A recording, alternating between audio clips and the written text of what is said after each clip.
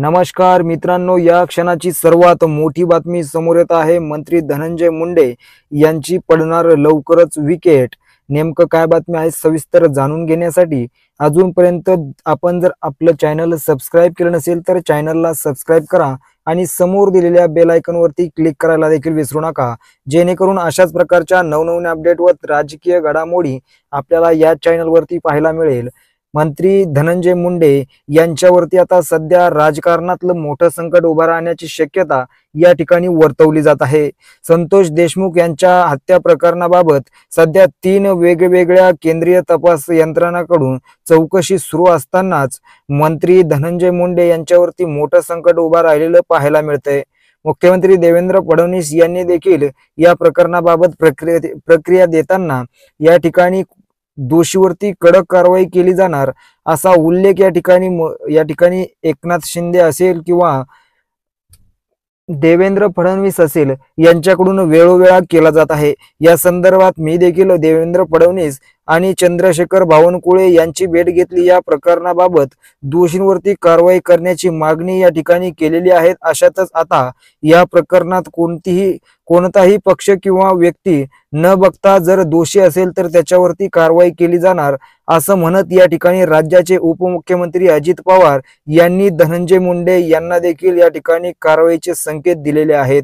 गेल्या अनेक दिवसापासून संतोष देशमुख यांच्या प्रकरणाबाबत मंत्री धनंजय मुंडे यांच्या राजीनाम्याची मागणी विरोधकांकडून केली जात असतानाच या ठिकाणी आता आक्रमकपणे लावून धरलेली ही भूमिका अशातच धनंजय मुंडे यांच्या राजीनाम्याबाबत विचारलेले असताना अजित पवार यांनी मोठे विधान या ठिकाणी केल्याचे पाहायला मिळते।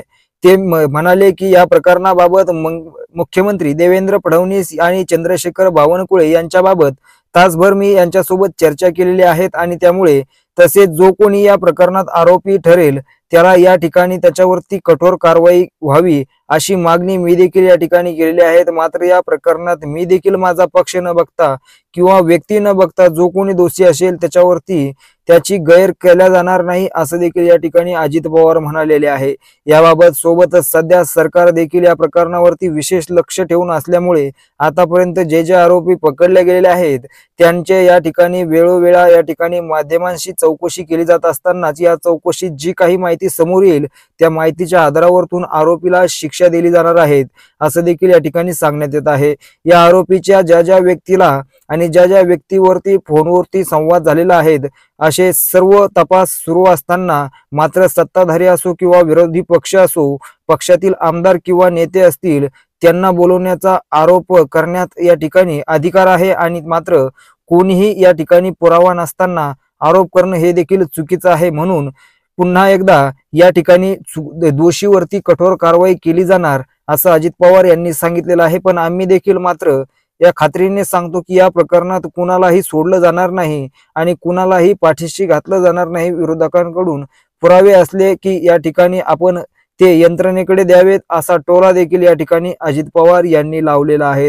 मुख्यमंत्री देवेंद्र फडणवीस यांनी कॅबिनेट मंत्रिमंडळात नेत्यांना 100 दिवसाचा टार्गेट दिला आहे। अलीकडे धनंजय मुंडे यांनी देखील या 100 दिवसाचा रिपोर्ट कार्ड दिला आहे। त्यामुळे रिपोर्ट कार्ड योग्य न आल्यास त्यांच्यावरती कारवाई करणार असा प्रश्न देखील या ठिकाणी विचारला असताना अजित पवार म्हणाले की मुख्यमंत्री देवेंद्र फडणवीस यांनी जो 100 दिवसाचा रिपोर्ट कार्ड काही नेत्यांना दिलेला आहे ते रिपोर्ट कार्ड आम्ही भरताना अभ्यास करत आहोत। यात आम्ही कोणतेही राजकारण येऊ देणार नाही। त्यामुळे या ठिकाणी दोषीला कठोरात कठोर शिक्षा देखील या ठिकाणी देण्यात येईल आणि आता विरोधकांकडून वेळोवेळा या ठिकाणी धनंजय मुंडे यांचं नाव घेतले जात आहे। त्यामुळे सध्या धनंजय मुंडे यांची विकेट पडण्याची शक्यता या ठिकाणी राजकारणामध्ये वर्तवली जात आहे।